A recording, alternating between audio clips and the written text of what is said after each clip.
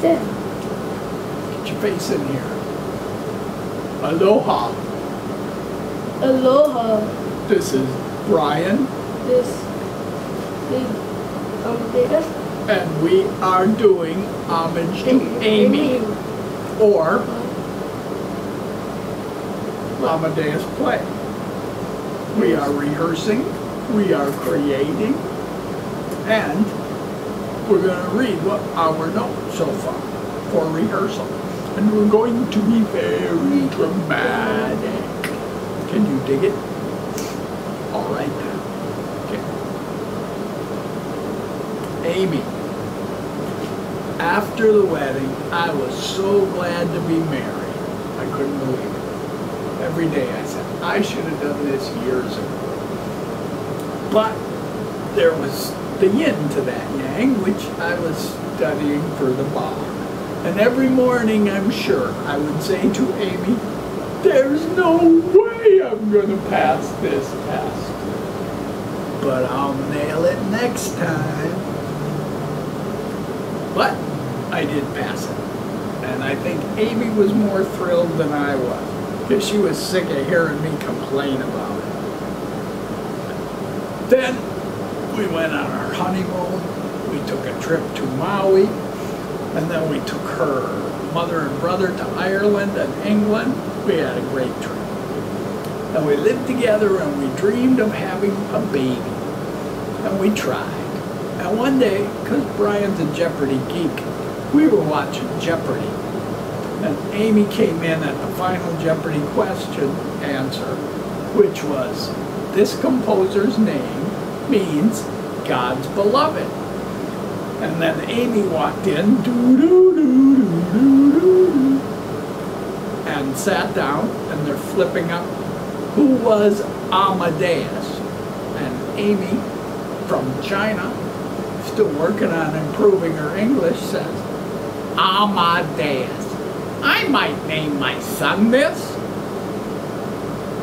And I said, oh baby, then you're really going to love it, because Amadeus means nose picker. No, it actually means God's beloved. And she said, I will name my son this. And I said, honey, not that it matters, but I like it too. And Amy, God love her, she knew when to say what. What did Amy know what to say to that? When I said, I'm sick of being in a wheelchair, she would say, I'm sorry, honey. And on the right days, she said, then get up. And Amy says to her boss one day that she's afraid we're not going to be able to have a baby. And the nurse says, you're a nurse, you're in the sisterhood, you'll get a baby. And she told the story of getting a call at 2 o'clock in the morning and saying an 18-year-old girl just gave birth to a baby and she can't keep it. You want a baby? And the boss said, I don't have diapers, I don't have a baby carrier, I don't have anything. And the other older nurse said, grab a clothes basket, throw some linens in it, and come down here and get your baby. You can buy Pampers and all that stuff on the way home. So she did. And one night, Amy was at work, and Lucy, who she'd only spoken to once or twice, came from cardiology and was talking to Amy's co-worker, Barb, who was trying to adopt from China. And she said, listen, my sister is giving birth in September, but she can't keep the baby. She can't keep the baby because she's been smoking crystal meth during the pregnancy. So you know there might be problems with the baby. Barb, are you interested in adopting this baby? And they spoke for half an hour while Amy eavesdropped, and finally Barb got to, no, I'm not going to take the baby. And Amy jumped up and said, I'll take it! And they slowly turned their heads to her and said, don't you think you should call your husband? And she said, I already did. And he said yes. And then for 4 months, we did not dare that that would come through. We didn't buy baby clothes, nothing. But one night, September 6th, we got a call that said, your son is born, come and pick him up. So we drove to Kaiser, and here was this little bitty boy, 5 pounds, 11 ounces, and he looked so fearful. I said, what? And they kept him. That was September 6, 2001. And they kept him because he was small and needed some nourishment, and they fed him for a while, but he fought with them about eating, and then they put a tube down his nose to feed him, which makes me very sad because I've had that tube down my nose, and it is very unpleasant. And my wife was very mad. She said, those lazy nurses, they don't know what to do. How dare they stick a tube down my son's nose? She was pissed that they circumcised you too. Anyway, so Amadeus came home on 9/11/2001. A special day for us, a horrible day for the world. And that baby, he took to the bottle immediately. And he would drink it down and go, quack, quack. Can you say, quack, quack? And he said, give me more. Say that. Give me more. Say it out there. Say it straight. Give me more. Very good. All right. So we just kept feeding him. Half the people said, no, don't give him more. And the other half said, let him eat whatever he wants.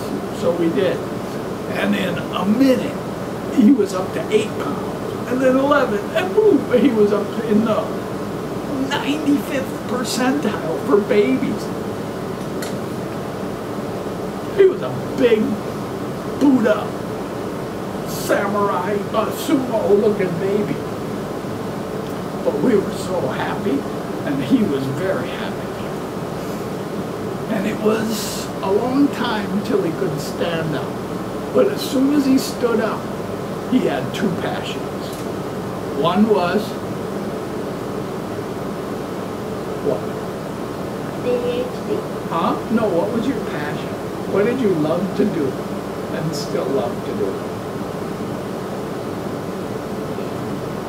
When you make music, what do you do?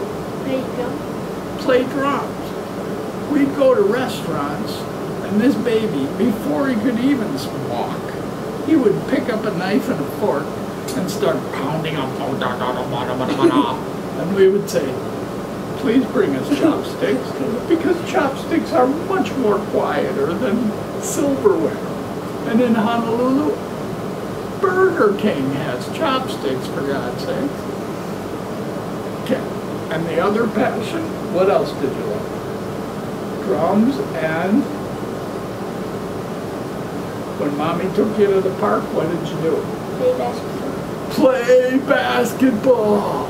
This boy would take socks and throw them in the drawer, open it up. He was that clever that he made his own basketball hoops before he could even stand hardly. And his favorite song was?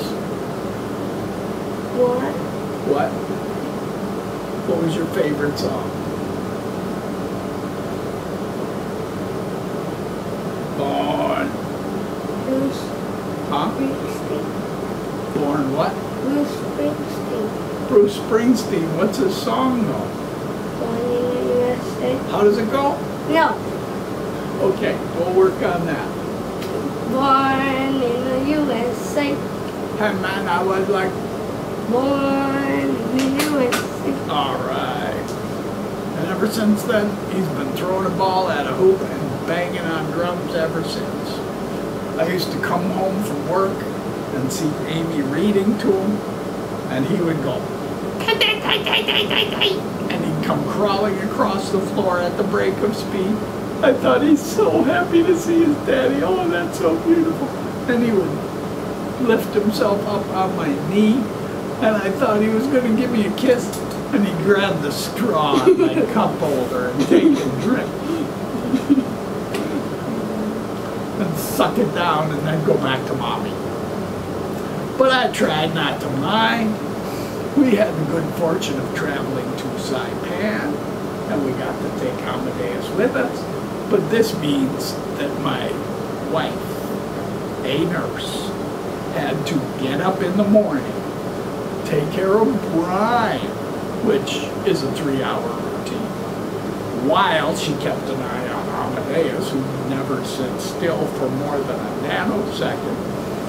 Have to get Brian ready, Amadeus ready, herself ready, and one day they drove us to Suicide Lookout, a beautiful spot on Earth with a terrible name and history. And I said, Amy, take a picture. And she looked at me and she sneered. Like, really? After I just took care of all 3 of us? You want me to take a picture that I'm not going to be in? And that's when I knew it was time for me to find a way to take pictures and videos. So I found a way to mount a camera on my chair, and I took the videos and the pictures. And I still got them. Praise God I made that happen. Anyway, then we took Amadeus to Sesame Street Live. Now we knew the risks when we adopted him, that he was going to have maybe multiple disabilities. But we went to Sesame Street Live, we sat in the row, and there was a house full of kids his age watching it. He lasted about 4 minutes, and then out of the seat into the aisle, crawling up and down the aisle. And Amy and I looked at each other and we said, oh, we're going to have problems. And when we did Gymboree, he couldn't stay on task. Hey, where are you going? Slow down. Okay. So, a couple years later, Amy was looking for a sister for Amadeus. She took a trip to the Philippines with some of her co-workers, and her goal was to bring home a baby girl. Very difficult to do, impossible, because of child abuse, white slavery, etc.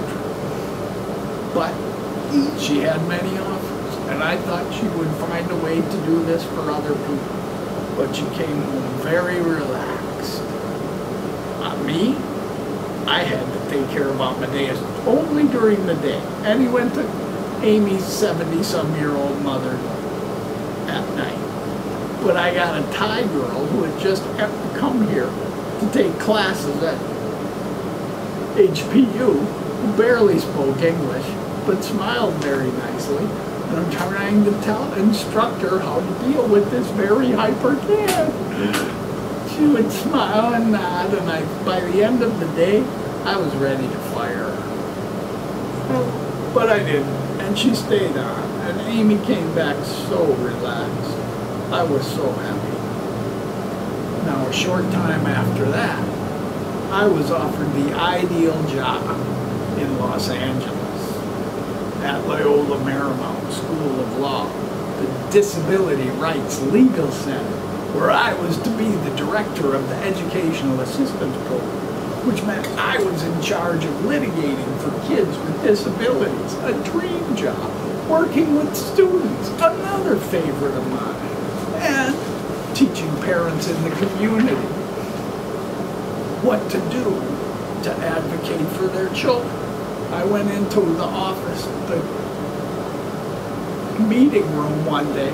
There was a Hispanic couple there, and the woman, when she saw me roll in my wheelchair, she began to cry. Oh, praise Jesus, our abogado is in a wheelchair. Certainly our son will get the help he needs now. And I said, well, not so fast. Let's see what we can do. Now, I was there for 2 months, I had already written my book. I was doing stand-up a couple nights, and then I got a call from Amy. She told me she was diagnosed with nasopharyngeal cancer and didn't know how long the treatment was or what the results were, etc. I had no choice. I tendered my resignation, I got on the plane, and I came back to my wife and son.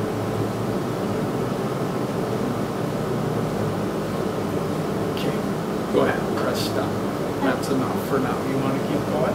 No. Bye.